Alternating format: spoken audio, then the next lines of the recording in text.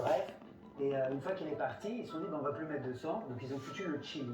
Moi, je trouve ça trop stylé. En fait, en plus, c'est hyper simple. Tu fais une espèce de grand classique, la cuisine française au chocolat, tu vois. Un fondant avec un coulis rouge. Ouais.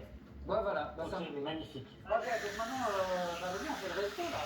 Donc déjà, regardez, le sel, ça, à votre avis, on peut le péter. Non. Ça, c'est un petit porteur, on va pas péter les trucs. C'est qu'on a 15 pouvoirs, on peut pas enlever ça, j'ai envie de le casser maintenant, franchement. Ça, je vais essayer. J'ai envie de tout casser là. J'essaie de canaliser un peu les énergies de Mathieu et de Jean. Deux ados à gérer.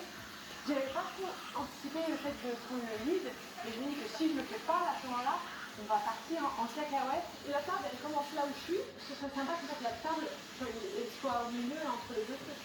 Et que là, tu aies une arche avec qu'est-ce qu'il y a comme... Ok, comment t'as noté? C'est très bien ce que tu dis. On peut mettre un gros lustre, une espèce de gros lustre à l'ancienne. En mode, voilà, cantina parisienne. T'as le français, t'as le cantina. C'est pas mal. Cantina, enfin, ça parle de tout le monde. Quoi. Cantine, ça te rappelle aussi la cantine, les grandes tables, les tablés, la cantina française. Hein. Cuisine française dans une convivialité sud-américaine. La cantina, pour moi, c'est une super idée. Au Mexique, la cantina, c'est un lieu assez populaire où on s'attable les uns à côté des autres, on partage des plats, souvent assez épicés. On peut vraiment s'attendre à un voyage culinaire. En fait, je pense qu'il faut prendre un plat typiquement français. Genre une terrine, genre une méga bonne terrine. On met des espèces de petites épices, des trucs un peu intéressants. Il faut un condiment que tu pourrais manger avec la terrine. Genre une salsa tijuana émulsionnée à l'huile d'olive. Mais voilà, mais ça c'est cool.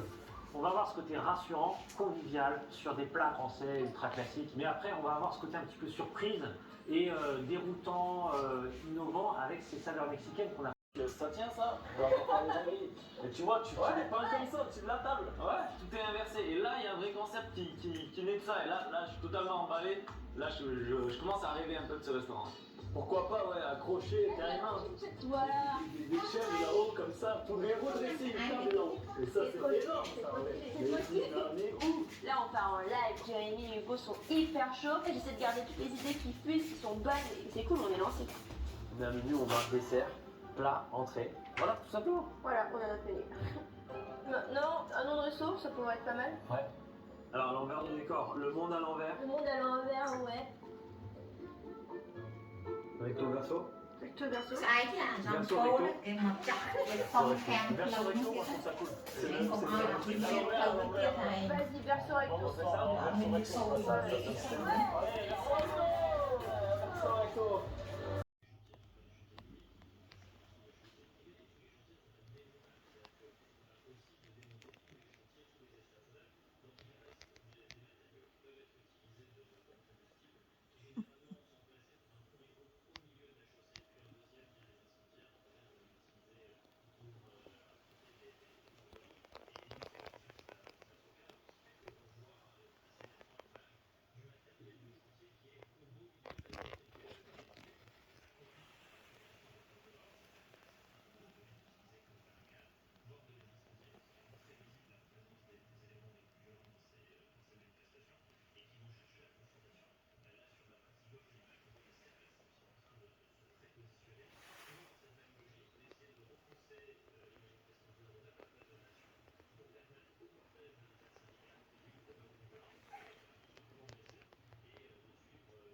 Nous, on veut le restaurant italien. Surtout que là, on sait que le 3 on ne veut pas.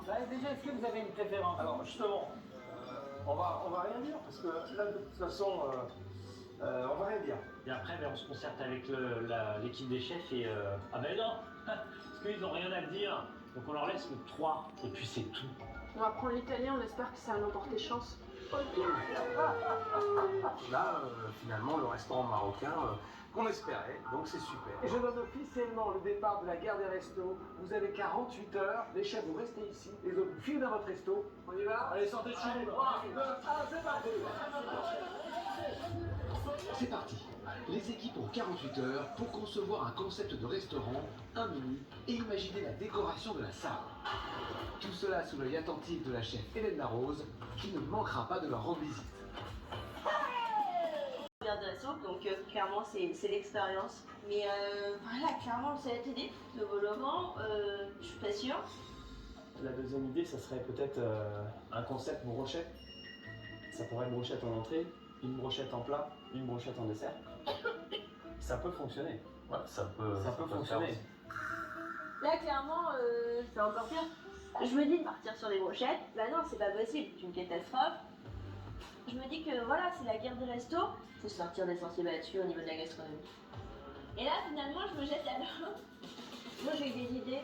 J'étais partie sur un restaurant un peu plus conceptuel, un restaurant tout inversé. Je vais mettre la déco qu'il y avait au sol, au plafond, mais vraiment partir vraiment très loin. Et on commence du dessert, on finit par l'entrée. Waouh, là elle se lâche Sarika, hein, parce que faire un menu complètement inversé, commencer par le dessert, finir par l'entrée, c'est du jamais vu dans la guerre des restaurants. A besoin de la boutique. Je ne suis pas convaincu qu'on puisse dire que c'est la production nationale, mais aussi, c'est vrai, c'est que moi, quand c'est arrivé, je ne connaissais pas ce personnage, donc j'avais demandé du temps pour pouvoir le juger. Les amis à moi me disaient 50 intellectuels, ils connaissent bien les choses, voilà. Il est décevant. Comment on peut dire, c'est qu'il est décevant. Il est décevant d'abord parce qu'il n'est pas, sans faire de procès d'intention, sur les questions importe à moi de laïcité, de république, d'identité, et la disposition pour le moins ambiguë. Papendiaï qui est en train de donner le coup de l'échec que l'effondrement continue. Alors, il n'y a pas, enfin moi je suis pas décevant en fait. Il est de plus en plus chaotique, de moins en moins performant. Bon, on ne sait plus bien ce qu'il faut faire. Un système privé est en train de s'installer, de tailler des coupières au système public. Le risque bientôt, c'est que c'est pas tous les enfants des classes favorisées qui vont aller dans les écoles privées. On le voit bien dans les quartiers populaires. Découverte de l'exposition qui a lieu au Petit Passage. C'est vrai qu'on savait moins qu'on le payait pas. Mais oui, on savait. On le découvre. Actrice, mais artiste, on le savait. On le découvre au Petit Palais. Elle tenait la boutique après les spectacles, elle vendait ses œuvres, elle a inventé le show business, moi aussi. Elle les vendait cher. Certainement, parce qu'elle avait tout le temps besoin d'argent pour maintenir le faste de son existence. Vous aurez une idée du parcours de cette femme exceptionnelle au Petit Palais, grâce aux quelques 400 photos, tableaux, sculptures, lettres, vêtements et autres programmes de théâtre. Sarah Bernard est la femme créée la star. C'est jusqu'au 27 août un hommage vraiment amplement mérité. Vous nous avez donné envie d'y aller, Isabelle. Mais elle est aussi précurseur de la chirurgie esthétique. Quand on ne faisait pas ça du tout, et une esthétique pas si rapide que ça, ce qu'elle s'est fait faire. Mais oui, et puis de toute manière, quand sa jambe droite lui faisait très très mal, elle a demandé à son médecin qu'il l'ampute. Elle lui a dit, écoutez, non, c'est pas possible, on va la soigner. Elle a dit, mais non, si vous ne m'amputez pas, je vais me tirer une balle dans le pied, et comme ça, je serai obligée de le faire. Et elle se déplaçait en chaise à porteur, comme une impératrice. Voilà. Bah, je sais pas, moi, on n'y peut rien. Donc c'est ça, c'est le temps qui court pour tout le monde de la même façon. C'est peut-être même la seule justice ici-bas. Donc voilà. Tout le monde avance, les enfants grandissent, tant mieux. Et nous eux grandissent et nous vieillissons. C'est les choses sont ainsi. Merci Francis Cabrel pour votre temps. Merci Steven. À vous.